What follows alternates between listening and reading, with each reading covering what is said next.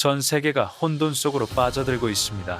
2026년 1월 22일 스위스 다보스에서 역사적인 서명식이 열렸습니다. 트럼프 대통령이 주도하는 평화위원회가 공식 출범한 겁니다. 그런데 이게 단순한 국제기구 하나 더 만들어진 게 아닙니다. 같은 달 7일 미국은 66개 국제기구에서 탈퇴를 선언했어요. 그중 31개가 유엔 산하 기구입니다. 세계보건기구, 기후변화협약, 유네스코까지 줄줄이 빠져나갔습니다. 78년 동안 세계를 지탱해온 유엔 중심 질서가 흔들리기 시작한 겁니다. 대부분의 사람들은 이게 뭘 의미하는지 모릅니다. 하지만 이 변화는 우리가 사는 세상의 게임 규칙 자체를 바꿔놓을 수 있습니다. 평화위원회와 세계질서 재편, 지금부터 파헤쳐 보겠습니다. 좋아요와 구독 눌러주시고 끝까지 들어주세요. 먼저 평화위원회가 정확히 뭔지부터 알아보겠습니다. 상상해보세요. 동네에 오랫동안 운영되던 큰 아파트 관리사무소가 있었습니다. 2000세대가 함께 쓰는 곳이죠. 그런데 가장 많은 관리비를 내던 집주인이 갑자기 나가면서 자기 집 앞에 새로운 관리실을 차렸습니다. 앞으로 여기서 모든 걸 처리하겠다. 내 말 들을 사람만 들어와라. 이게 지금 벌어지고 있는 일입니다. 평화위원회는 원래 가자지구 재건을 위해 만들어졌습니다.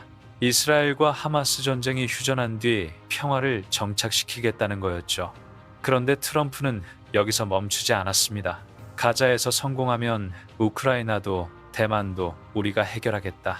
유엔을 대체할 새로운 세계 질서를 만들겠다는 겁니다. 이 평화위원회의 구조를 보면 놀랍습니다. 트럼프가 종신 의장입니다. 평생 자리를 지킨다는 얘기죠. 그리고 모든 권한을 쥐고 있습니다. 누구를 초대할지, 누구를 쫓아낼지, 어떤 안건을 다룰지 전부 결정합니다. 회원국이 되려면 돈을 내야 합니다. 3년 임기로 참여하거나 10억 달러를 내면 영구 회원이 됩니다. 우리 돈으로 1조 4천억 원이에요. 비판하는 사람들은 이렇게 말합니다. 입장료 내고 들어가는 클럽이잖아.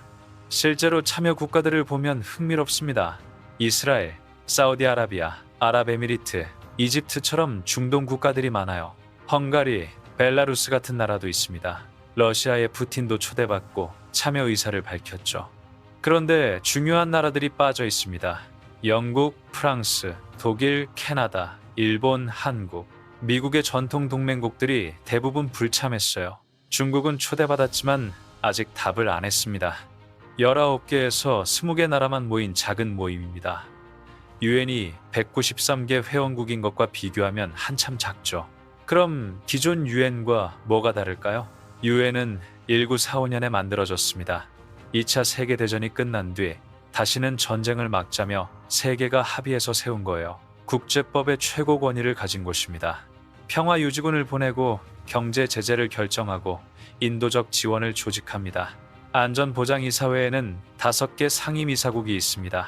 미국, 영국, 프랑스, 러시아, 중국이죠. 각자 거부권을 가지고 있어서 한 나라라도 반대하면 결의안이 통과되지 않습니다. 비효율적이라는 비판을 많이 받습니다. 하지만 그게 바로 다자주의입니다. 여러 나라가 함께 논의하고 타협하면서 합의를 만들어가는 거죠. 평화위원회는 정반대입니다. 트럼프 한 사람이 모든 걸 결정합니다. 빠르고 효율적일 수 있죠. 하지만 민주적이지 않습니다. 프랑스 언론은 이렇게 표현했습니다. 유엔을 강탈하려는 시도다. 이제 미국이 탈퇴한 국제기구들을 봐야 합니다. 이게 평화위원회와 연결되거든요. 2026년 1월 7일 트럼프 행정부는 66개 국제기구 탈퇴를 발표했습니다. 세계보건기구, 유엔 기후변화협약, 파리 기후협정, 유네스코, 유엔 인권이사회가 모두 포함됐어요. 왜 이렇게 대규모로 빠져나갔을까요? 트럼프의 논리는 명확합니다. 미국이 가장 많은 돈을 내는데 우리 말은 안 듣는다. 중국이나 적대적인 나라들만 이득을 본다. 이건 불공평하다. 실제로 미국은 유엔 예산의 15%에서 20%를 부담했습니다. 세계보건기구에는 연간 13억 달러를 냈어요. 최대 기부국이었죠. 그런데 코로나 초기 세계보건기구가 중국 편을 들었다고 보는 겁니다. 정보를 숨기고 대응이 늦었고 미국 이익에 반했다는 거예요. 기후협약도 마찬가지입니다. 미국 기업들만 손해보고 중국은 계속 공장 돌린다. 이게 바로 아메리카 퍼스트 정책입니다. 미국 우선주의죠. 여기서 중요한 질문이 나옵니다. 세계 질서가 어떻게 재편될까요? 크게 세 가지 시나리오가 있습니다. 첫 번째는 트럼프 지지자들이 보는 미래입니다. 평화위원회가 성공해서 유엔을 대체하거나 완전히 바꿔놓는다는 거예요.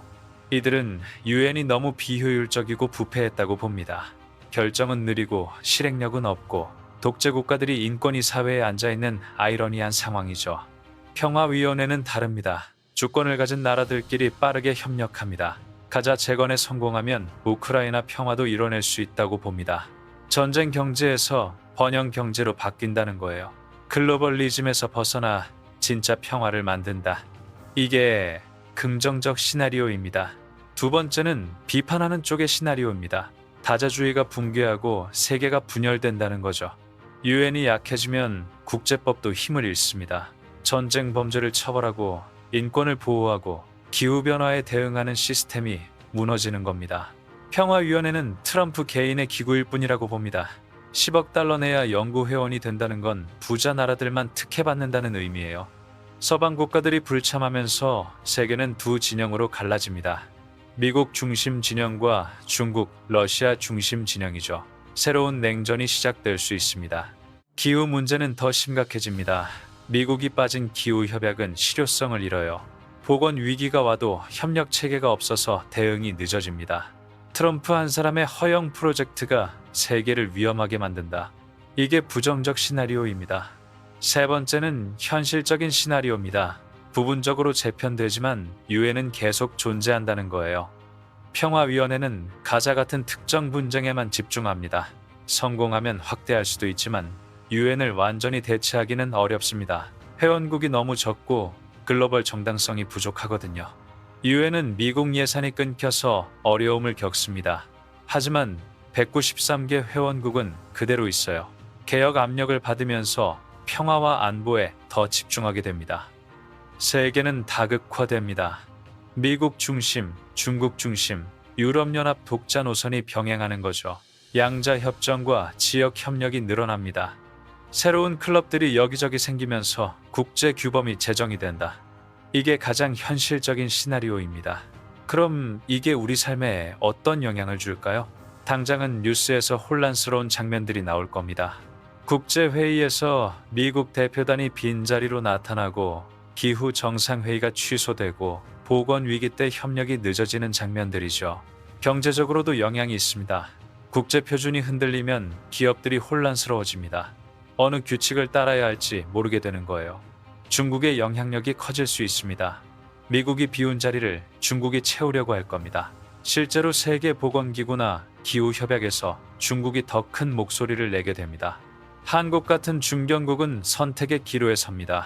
미국 편을 들 것인가, 다자주의를 지킬 것인가, 평화위원회에 참여할 것인가 말 것인가. 개인적으로는 백신 개발이나 기후 대응이 늦어질 수 있습니다. 국제 협력 없이는 팬데믹을 막기 어렵거든요. 하지만 기회도 있습니다. 새로운 질서가 만들어지면 우리나라가 중간 역할을 할 수도 있어요. 미국과 중국 사이에서 다리를 놓는 거죠. 결국 핵심은 이겁니다. 78년 동안 유지되던 세계 질서의 기둥이 흔들리고 있다는 거예요. 평화위원회는 그 변화의 상징입니다. 앞으로 몇 년이 중요합니다. 가자 재건이 성공하면 평화위원회의 영향력이 커질 겁니다. 실패하면 유엔 체제가 다시 힘을 얻겠죠. 이제 실전에서 어떻게 적용할지 알려드리겠습니다. 뉴스에서 평화위원회라는 단어가 나오면 이렇게 생각하세요. 아, 트럼프가 유엔을 대체하려는 시도구나. 어느 나라가 참여했는지 봐야겠다. 참여 국가 명단이 핵심입니다. 서방 동맹국들이 빠져 있다면 이 기구의 한계를 보여주는 겁니다. 반대로 중국이나 유럽 국가들이 들어온다면 정말 큰 변화가 시작되는 거죠. 유엔 탈퇴라는 뉴스가 나오면 어떤 분야인지 확인하세요. 기후 관련이면 환경기업 주가가 흔들립니다. 보건 관련이면 제약회사나 백신 개발에 영향을 줍니다. 투자하시는 분들은 특히 주의해야 합니다. 국제협력이 필요한 산업들, 예를 들어 신재생 에너지, 바이오 기업, 국제 물류 회사들이 변동성을 겪을 수 있어요. 한국 관련 뉴스도 주목하세요. 우리 정부가 평화위원회에 참여한다고 하면 외교 노선이 바뀌는 신호입니다. 미국 쪽으로 더 기운다는 의미거든요. 반대로 거부하면 다자주의를 지키겠다는 뜻이죠. 가자, 재건 소식도 계속 따라가세요. 평화위원회의 첫 번째 프로젝트니까요. 성공하면 이 기구의 영향력이 커집니다. 실패하면 비판 여론이 강해지겠죠. 일상에서도 변화를 느낄 겁니다. 국제 표준이 바뀌면 우리가 쓰는 제품 규격도 달라질 수 있어요. 예를 들어 환경 인증, 안전 기준, 의약품 승인 같은 것들이죠. 해외여행 갈 때도 영향이 있습니다. 보건 협력이 약해지면 백신 접종 요구 사항이 나라마다 달라질 수 있거든요. 핵심만 정리하겠습니다. 평화위원회는 트럼프가 유엔을 대체하려는 시도입니다. 성공 여부는 가자, 재건과 참여 국가 확대에 달려 있습니다. 미국의 대규모 국제기구 탈퇴는 78년 유엔 중심 질서를 흔들고 있습니다. 세 가지 시나리오가 가능합니다. 미국 중심 새 질서, 다자주의 붕괴와 분열, 아니면 부분적 재편과 다극화입니다. 어떤 길로 갈지는 앞으로 몇 년이 결정합니다. 이건 단순히 국제 뉴스가 아닙니다. 우리가 사는 세계의 게임 규칙이 바뀌고 있는 겁니다. 경제, 안보, 환경, 보건, 모든 분야가 영향을 받습니다. 앞으로 이런 키워드들을 기억하세요. 평화위원회, 가자 재건, 유엔 탈퇴, 다자주의, 아메리카 퍼스트. 이 단어들이 뉴스에 나올 때마다 세계 질서 변화와 연결해서 생각하시면 됩니다. 지금 이 순간에도 세계는 재편되고 있습니다. 준비된 사람만이 변화를 기회로 만들 수 있습니다. 이 내용이 도움이 되셨다면 좋아요와 구독 부탁드립니다. 알림 설정까지 해두시면 국제 이슈를 가장 빠르게 받아보실 수 있습니다.